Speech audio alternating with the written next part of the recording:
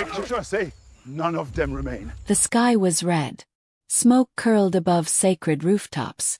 British soldiers marched through fire, burning centuries of culture behind them.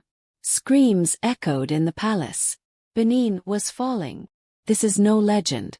This is Nigeria 1897. And this is the true story of how the powerful kingdom of Benin was set ablaze by the British Empire.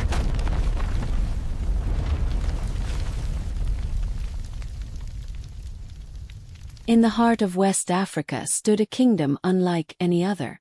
Benin. Not a tribe but a civilization. A city of high walls, ancient rituals, and bronze castings so advanced that European scholars thought they were Renaissance imports. At the center was Oba Ovonramwen Nogbesai, the supreme ruler, feared, revered, untouched by colonial hands. But the British had plans. They wanted palm oil, ivory, trade control. Benin said no. Repeatedly. Then came the excuse they needed. January 1897. A British delegation led by James Phillips marched toward Benin. They claimed peace, but carried hidden rifles. Benin chiefs warned them. Turn back. The Oba is in the middle of sacred Igu rituals. No strangers may enter. They didn't listen. Just outside Benin the forest moved. Ambush! Masked warriors emerged. Spears flew.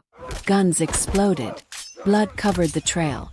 Within minutes, the entire British party was slaughtered in the thick forest. Blood soaked the red earth. The empire had been humiliated. A trap.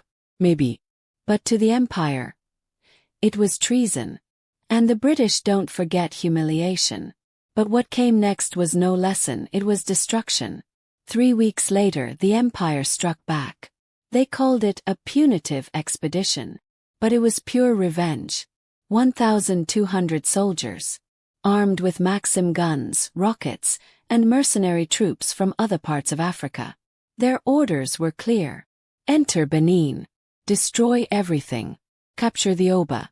Bring the city to its knees. The Benin Empire is all we want! As they advanced, they set villages on fire. Elders were shot. Temples desecrated. Even children fled into the bush, crying for gods that were now under siege.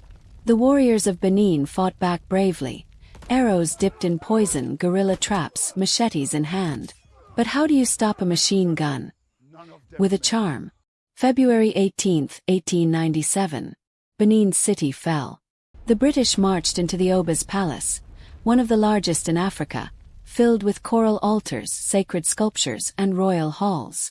What they couldn't take, they burned. What they could carry, they stole.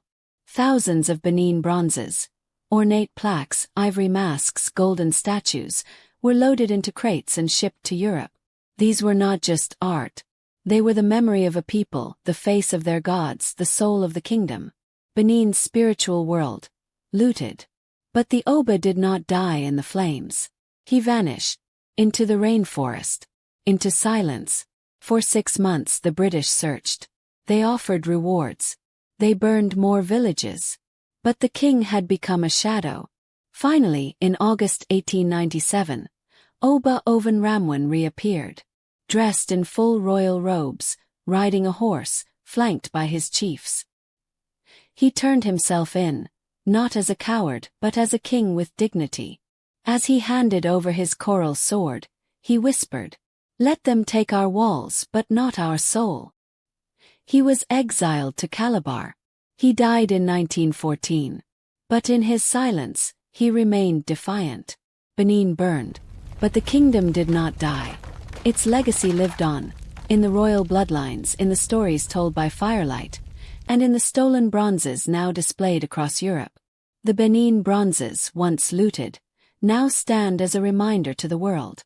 Africa created beauty before colonizers brought ruin. And now, the world is listening. In recent years Germany, the UK, and others have started returning the bronzes.